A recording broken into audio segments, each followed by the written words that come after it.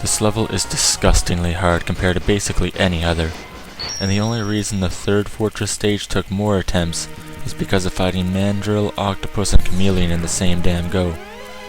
Right off the bat, there's shit to whine about. I've already bitched about my horrendously diminished ability to rapid fire in the intro. Well, there are compromises between shooting the living fuck out of something and basic skills like moving and functioning. Shooting 5 turtles down in quick succession, 3 of which you need to jump to hit, while outracing their missiles at the same time is a very tight affair. It doesn't help that the purple bastards spawn so erratically. You saw me just barely avoid one that came out of nowhere. They rarely spawn like that, but it's always a worry. From then until Vile, it's just a big game of maintenance.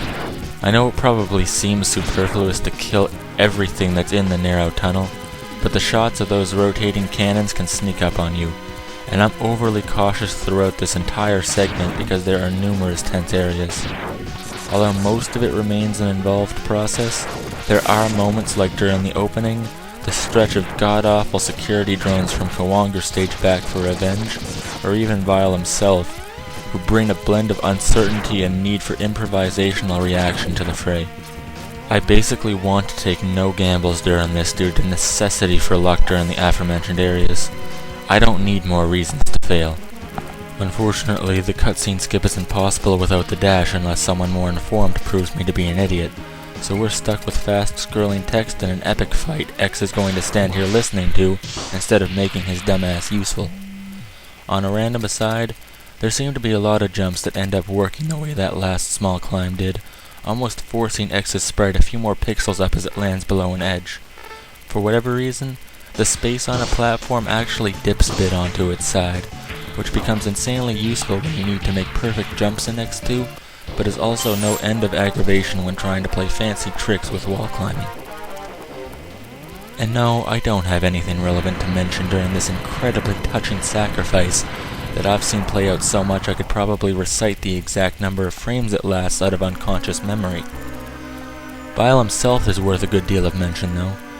This is easily the worst part of the entire segment, and it'd be pretty damned aggravating just on its own, let alone in the middle of everything. Vile, like Launch Octopus and Spark Mandrill, can initiate any attack from any position, and though this means nothing when your jump covers half the screen, it means plenty when you can barely bunny hop and Vile moves twice as fast as you walk. The reason I hop around like a retard is because I never know if a dash, shot, or jump are coming. It's a specific height of jump that'll clear the dash, not get caught by a diagonal shot, and not plant into Vile if he jumps. That battle is always insanely on edge for how short it is. I lost about half my failures getting faked out there.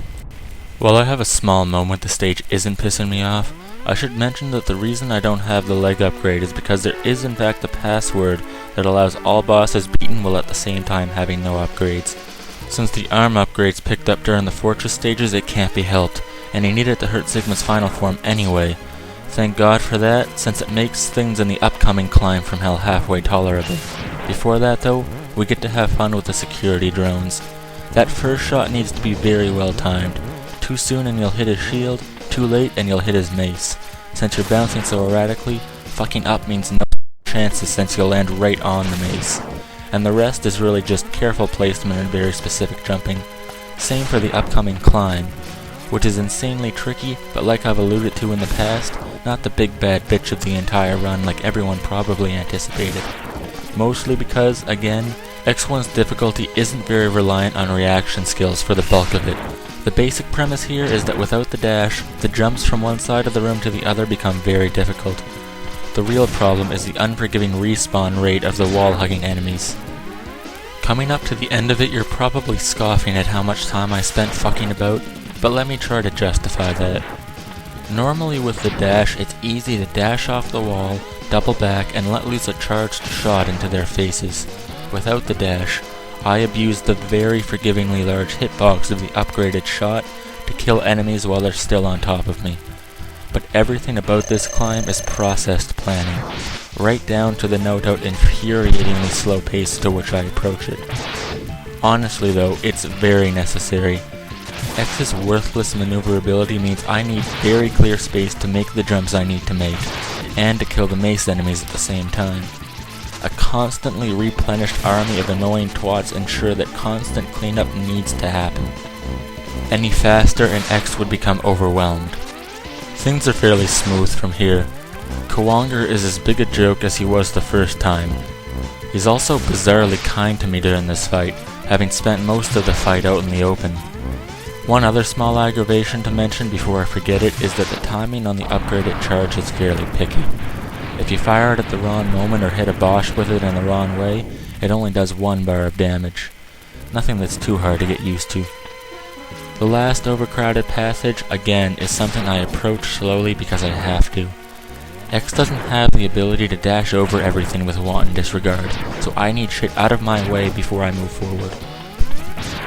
Overall though, this level really is more about the specifics, and it can be 90% predicted, which is miles friendlier than the bullshit in the PlayStation games.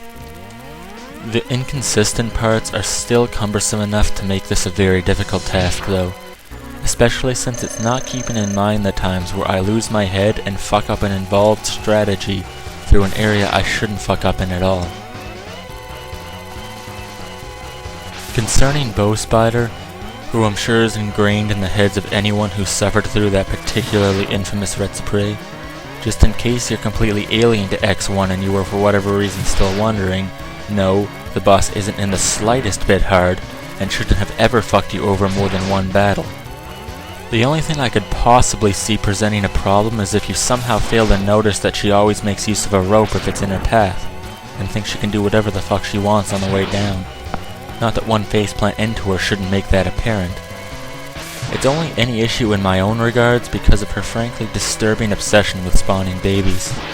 And it's not even particularly painful because, as you see, you manage it the same way every time, but it is a distraction from following Bow Spider's path downward, and since I can only walk, you do need to predict her quicker than you normally would. Anything else to mention? Oh yeah, they basically almost palette swapped this guy when they made Web Spider in X4, down to the one red eye. Fascinating fucking stuff. I'll stop pretending there's anything left to say now.